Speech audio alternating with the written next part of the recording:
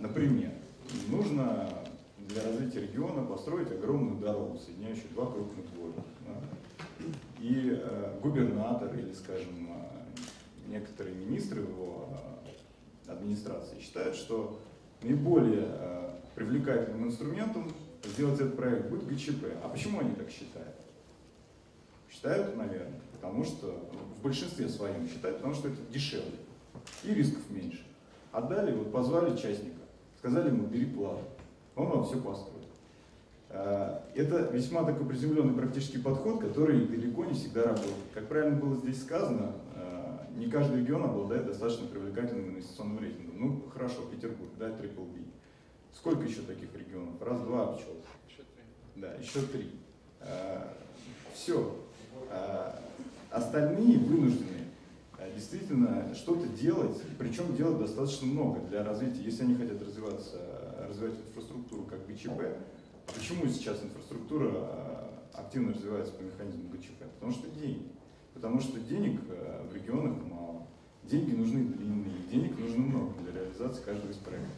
На каждый проект федерация не напасется и инвестфонда не хватит. Масштабы инвестиций, необходимые в инфраструктуру, колоссальные. И мы получаем с вами такую ситуацию, что есть десятки регионов, которым срочно нужна модернизация инфраструктуры, железнодорожной, дорожной, портовой, аэропортовой очень часто. А инструментария развивать эту инфраструктуру нет. Действительно, и Евгения уже подтвердила в своих тезисах, что многие регионы, если я не ошибаюсь, 44 из более чем 80, обладают собственными нормативными актами. Но они носят настолько декларативный характер, что, например, в некоторых регионах умещаются на одной странице. Вопрос в том, является ли концессия универсальным методом реализации ГЧП? Абсолютно нет. Очень многие проекты по такому принципу реализовать просто невозможно. Вы не заманите никакими ковришками экспертов, обещая им развитие своего законодательства. Если какому-то региону, скажем, Омской области, чрезвычайно богатому краю, да, но, к сожалению, не слишком инвестиционно привлекательному, если ей захочется осуществить крупный инвестиционный проект там, по, скажем, релокации аэропорта, ей приходится очень сильно изворачиваться. И именно, в частности, там, в случае с Омской областью, приходится вставать на рельсы развития собственного законодательства. А это время, а это деньги на юристов, а это деньги на финансовых консультантов, которые разрабатывают структуру проекта, которую можно уложить в сколь-нибудь приемлемую в канву ГЧП. Вот принятие закона на федеральном уровне, как мне кажется, позволит таким регионам значительно сократить свои издержки транзакционные, в первую очередь. Позволит им опираться на определенную базу законодательную в федеральном уровне, которая уже исключит саму необходимость развития собственного законодательства, привлечения огромного количества экспертов и существенного объема затрат. Вот, на самом деле, как здесь правильно уже отмечалось, существующая законодательная база позволяет реализовывать многие проекты. Да. И проблема, наверное, во многом действительно, как Дмитрий правильно заметил, не в том, что закона нет, а в том, как он исполняется. И существующие нормативные акты как применяются на практике. Да. Есть один хороший пример, даже в связи с неразвитостью регионального законодательства. ГЧП. Один французский инвестор пришел в один регион и решил участвовать в проекте реформирования теплосетей. В общем, влез инвестор в ЖКХ.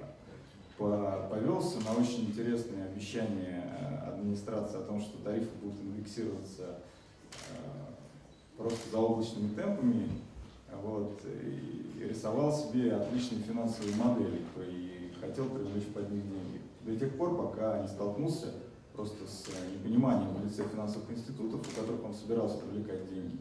А непонимание было очень простое. Ведь у нас каждый год, скажем, перед Новым годом, может выйти постановление правительства о том, что тарифы на ЖКХ у нас не могут вырасти в следующем периоде больше, чем на 6%. И все. И вот вся инвестиционная модель этого злополучного инвестора, который осуществил огромные вложения в развитие региона и его ЖКХ, летит в тартарары. Если инвестор, в том числе инвесторы ЖКХ, такой области, которая сейчас нуждается также в огромных просто инвестициях, если мы будем и собираемся привлекать иностранных инвесторов, нам нужно действительно показывать им всю привлекательность нашей законодательной базы.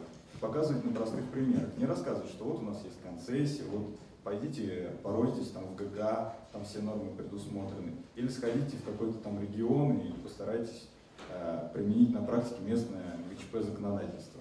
Ведь у инвестора будет четкое понимание. Действительно есть верхний федеральный уровень, вот закон о ГЧП. Меня устраивает какая-то одна из его позиций, я ее применяю, иду в тот регион, договариваюсь с администрацией, реализую проект. Если меня устраивает закон о концессиях, я использую его и четко понимаю, что и как в нем реализуется. Действительно, как Сергей Самойлов рассказывал, у Питера больше, ну так скажем, практического опыта реализации проектов по своему законодательству, чем у федеральных властей. Но я бы не сказал, что опыт Питера, он просто в разы успешнее, чем концессионные проекты федерального уровня. Нам посчастливилось, как банку, как финансовому консультанту, как организатору финансирования участвовать в подавляющем большинстве ГЧП проектов России. Можем сказать, что действительно зачастую по ту сторону стола, где сидит представитель концедента, если мы говорим о концессии, сидят очень вдумчивые люди и весьма грамотные, которые защищают интересы государства всеми возможными способами. Но в то же время всегда готовы идти на компромисс. Неважно, по какой схеме, по какой модели реализуется проект. Вот. И закончить мне бы хотелось свой краткий монолог одним занимательным фактом. Вот, глядя на эту табличку о наличии и отсутствии определенных норм в существующем законодательстве, можно заметить, что законодательство Замбии, например, государственной частной партнерстве, выглядит несравненно более привлекательно, чем наши. Коллеги, конечно, не хотелось бы оказаться в Гондурасе. Спасибо вам большое. Верьте в ГЧП и участвуйте в его развитии. Спасибо за комментарий. Я бы хотел немножко перестроить нашу дискуссию. Во-первых, Евгения хотела, я понимаю, что сказать пару слов. А потом хотел бы предоставить слово нашим уважаемым представителям финансовых институтов ЕБРР и управляющей компании «Лидер». Потом объясню, почему, после выступления Евгения. Буквально очень кратко хотелось бы прокомментировать по поводу федерального закона о ГЧП. Я действительно соглашусь с Сергеем Самойловым, мы немного неправильно ведем дискуссию. Скорее нужно было бы вести дискуссию о том, нужно ли федеральное регулирование ГЧП. Да, оно нужно, и я думаю, что ни один из оппонентов правого стола не будет спорить, что оно не нужно. Но опять же оговорюсь, тут, как сказал, к сожалению, ушедший Добран, что у нас есть 115-й закон, давайте забудем про концессию, закон о ГЧП будет не про концессию. Я считаю, что это категорически неправильно. Давайте не забывать про концессию. У нас есть 115 закон, финансирующие организации к нему привыкли, и это подтверждает Сергей, Международный институт к нему привыкли. Давайте расширять концессию, концессия расширяется. Давайте не забывать про госзакупки, потому что госзакупки в цивилизованных странах или более цивилизованных странах это тоже форма ГЧП. Не потому что государство закупает карандаши, как у нас, или государство закупает более сложные предметы, а потому что там сами процедуры позволяют закупать не только карандаши. И, в общем-то, взятый тренд и курс на ФКС тоже, может быть, в перспективе позволит считать в той или иной степени законодательство о госзакупках законодательством о ГЧП. И, в принципе, вот этого вот дуализма в перспективе должно быть достаточно. Ну и дальше давайте не забывать тоже о том, о чем сказал Сергей Самойлов, что поправки в законодательство о ГЧП – это не только закон о ГЧП и не столько закон о ГЧП. Если мы будем говорить о бюджетном законодательстве, то, извините, но бюджетные поправки – это не предмет правового регулирования закона о ГЧП. Они, безусловно, нужны, потому что у инвесторов возникает очень много вопросов в связи с нашим бюджетным циклом, возможностью принятия на себя государством долгосрочных обязательств, отсутствием вероятности их секвестирования и так далее и тому подобное. Вот эти вопросы действительно нужно решать на федеральном уровне. Спасибо. Спасибо большое, Евгения. Но про 115 закон, насколько я понял, никто не против, и его никто не будет забывать. Другое дело, что он не резиновый, и его вот так вот растягивать и каждый раз принимать поправки и включать какие-то еще другие формы государственного партнерства, наверное, тоже невозможно. Теперь же все-таки слово предоставляется представителю банка ЕБРР, Фрихтеру Евгению. ЕБРР у нас один из немногих финансовых институтов, который действительно что-либо финансирует в области жилищно-коммунального хозяйства и вообще в области социальной публичной инфраструктуры. И сейчас также есть прецедент, когда ЕБРР способствует, консультирует, помогает, если можно так сказать, одному из регионов как раз разрабатывать и продвигать региональный закон о государственно-частном партнерстве. Вам слово.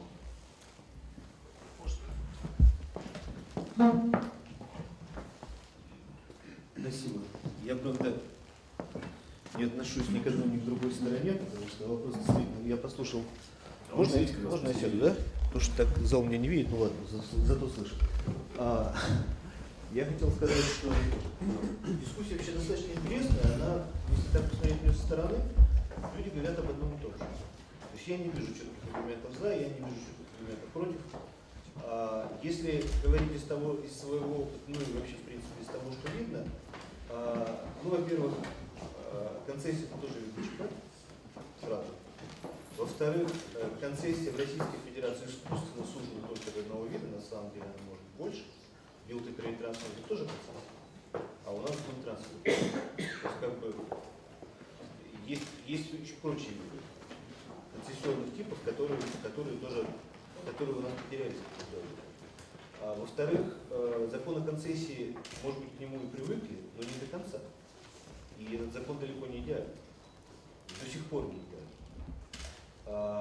И можно посчитать, дальше, когда мы говорим об опыте реализации проекта ГЧП, в Российской Федерации, на самом деле, насколько я понимаю, реализованных проектов ГЧП еще нет. Есть проекты, которые находятся в стадии закрытия, в стадии начала реализации. Вот когда мы лет через 15 пройдем несколько циклов реструктуризации, тогда мы можем говорить, что у нас есть опыт реализации проекта ГЧП. Пока у нас есть только практика подготовки проектов, которые мы называем ГЧП. Нужны ли не нужны региональные законы? Вы знаете, насколько пока федеральное законодательство, скажем, не является совершенным, наверное, региональные законы или какие-то нормативные акты, наверное, будут нужны. Почему? Потому что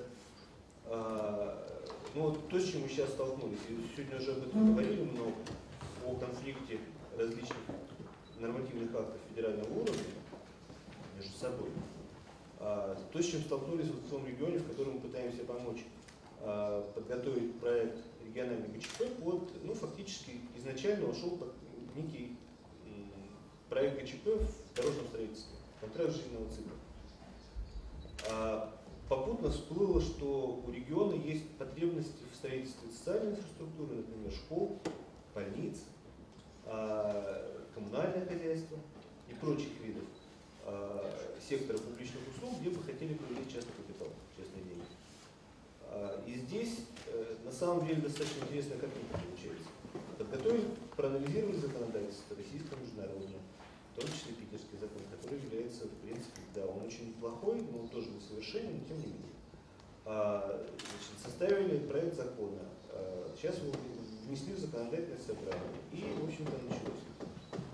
Есть замечание ФАС, есть замечание прокуратуры. Замечание прокуратуры совершенно четко говорят то самое, с чего здесь начали.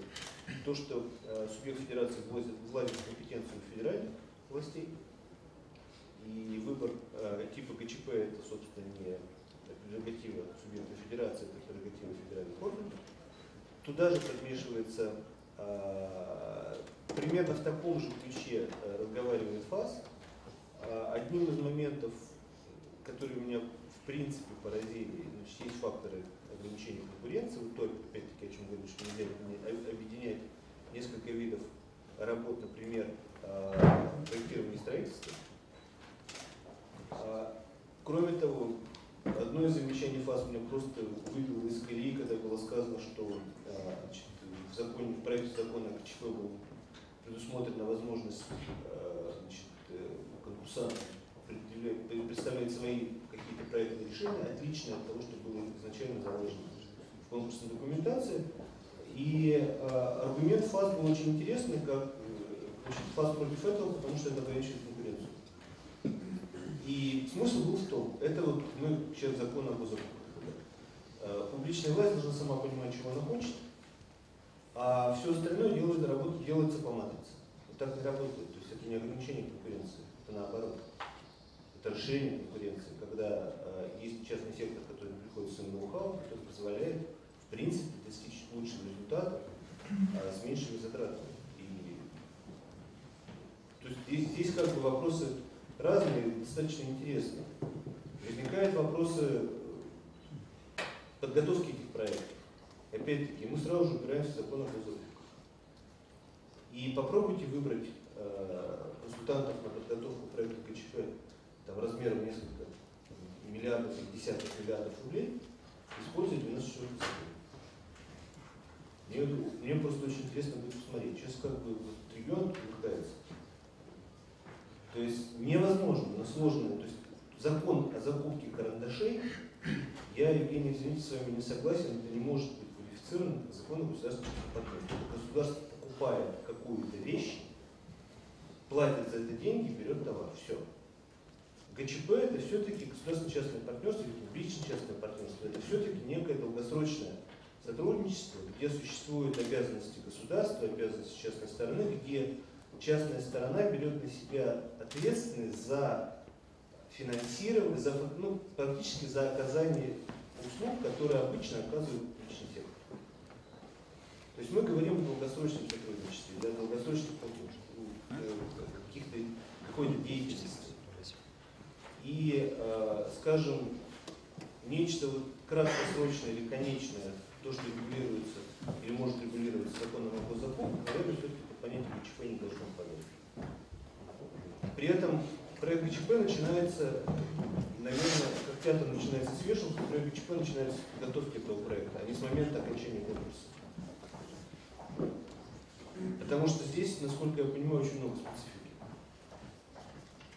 И с чем я могу согласиться? Да, я думаю, что, наверное, нужен какой-то закон верхнего уровня, который будет регламентировать общие положения, но при этом надо понимать, что в каждом регионе есть своя специфика, и все равно, пусть это будет, значит, не, скажем, все равно какие-то нормативные акты регионального уровня по проектам ГЧП, они все равно должны будут существовать, потому что невозможно в федеральном законе где-то честь все. Под одному ребенку у нас, к сожалению, вся страна не чешется. Это все-таки федеративное государство, где в каждом регионе есть свои специфики. И вот здесь сложный вопрос. Я действительно слушал очень внимательно, и разговор идет очень интересный. То есть эксперты с одной и с другой стороны говорят одно и то же, но только одни заканчивают тем, что закон нужен, и все остальное вроде как бы все должно регулироваться сверху, другие говорят, нет, закон не нужен, у нас все регулируется снизу. У меня такое ощущение, что в общем, мы находимся где-то все-таки посередине. Закон федеральный, я думаю, нужен. Какие-то основные принципы должны быть увязаны на этом уровне, особенно то, что касается увязки законодательства различных, различных предметов регулирования. И региональные законы, региональные нормативные акты, они тоже нужны для того, чтобы регулировать специфику. Ну, вот это то, что я хотел сказать. А с точки зрения инвестиционного климата, мне кажется, что, например, у нас есть регионы, в которых инвестиционный климат очень хороший, и где частный сектор где-то работает и создает заводы, и, например, даже Калужская область, один из примеров, один из слабых. Это инвестиционный климат. А теперь давайте посмотрим проект ГЧП в Калужской области. Реальный проект государственного партнерства. То есть привлечение иностранных инвесторов на территорию, это не государственно-частное партнерство, это создание инвестклимата. Я бы тоже заносил эти вещи. Это тоже разные понятия. А вот если мы сейчас посмотрим поближе на сферу деятельности публичного сектора, на публичную услугу, тут уже, наверное, мы можем говорить о ГЧП. Спасибо. Спасибо большое. Можно сразу слово передать первый шаг к задаче компании «Лидер». Два слова буквально о том, что Павел, собственно, тот человек, который представляет регионам стратегию лидера и вообще пытается завести инвестиционные деньги как раз в проекты публичной инфраструктуры. В данном случае мы говорим как раз о проектах в области жилищно-коммунального хозяйства. В данном случае это переработка ТГО, так называемый, да? И также проекты в области социальной инфраструктуры, строительства физкультурно-оздоровительных комплексов. Павел и, можно сказать, компания «Лидер» — это та компания, которая тоже одна из немногих, которая как-то присутствует на рынке ГЧП, развивает его. Хотелось бы услышать практику. Добрый день, коллеги. Не знаю, может, меня и так будет слышно? Как-то, ну ладно. Мне кажется, что принципиальная главная задача, которая стоит перед проектом, ну, когда придумал термин ГЧП, задача какая? Обеспечить привлечение инвестиций частных в сектора, за которые традиционно отвечает государство. Значит, поэтому главным вопросом, который должен стоять в контексте обсуждения любых законов, это то, каким образом, если мы ставим предметную задачу, то, каким образом этот закон позволит эти инвестиции обеспечить привлечение. Вот у нас банкиры убежали, вот, а я могу сказать, что какой бы ни был распрекрасный закон, есть еще, например, инструкции ЦБ, которые предусматривают механизм, при котором, если, например, компания, реализующая великолепное соглашение государственном частном партнерстве, заключенное либо в форме концессионного соглашения, либо в форме соглашения о ГЧП в рамках нового федерального закона, если она создана меньше, чем год назад, в любом случае банк обязан будет формировать дополнительный резерв в размере не менее 50% от выдаваемой суммы, что сразу увеличит стоимость заимствования. Поэтому я бы на самом деле в этой ситуации согласился бы с Дмитрием в том, что если делать закон такой ГЧП, то это по сути должен быть закон, который внесет изменения еще штук в 20 законов и еще даст соответствующий целый ряд поручений публично-правовым образованием более низкого уровня. На самом деле у нас вот очень интересная здесь система. У нас недавно вышло распоряжение правительства Российской Федерации, которое утвердило перечень пилотных проектов в области инфраструктуры, которое дало целый ряд поручений, в том числе и в виде законодательного оформления. Это как раз это распоряжение правительства 1493 от 22 августа. Вполне возможно, что та работа, которую вы ведете в рамках подготовки к созданию такого рода закона, она очень хорошо ложится именно вот в контекст этого распоряжения правительства. Потому что те вопросы, которые являются реально тормозящими процессы привлечения инвестиций в объекты инфраструктуры, они этим распоряжением могут решаются, и как раз они должны решаться на уровне федерального закона, очевидно. Вот. Но мы за свое говорим, мы можем пока сказать, что то законодательство, которое сегодня существует, позволяет те средства, которые находятся у нас в управлении, направлять только в концессионные соглашения. Поэтому, если закон будет кто-нибудь писать, вы уже там пропишите, что можно концессионные средства направлять. Мы вас приглашаем, экспертов, что время находитесь. Наконец-таки мы подошли, как всегда, к нашим регионам. А что же думают регионы? Я хотел слово передать Гарипу Марату Равильевичу, заместитель генерального директора ОАО «Корпорация развития Среднего Урала». Это сейчас. А до недавнего времени Марат был как раз представителем, сотрудником администрации региональной. Добрый вечер, уважаемые коллеги. Я хотел высказать несколько соображений. Отлично.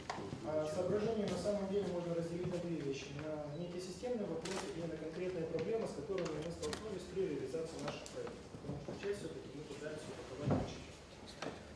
Системная проблема, с которыми мы столкнулись, и системные вопросы в тот момент, который не был отражен. ГЧП – это гражданское законодательство во многом.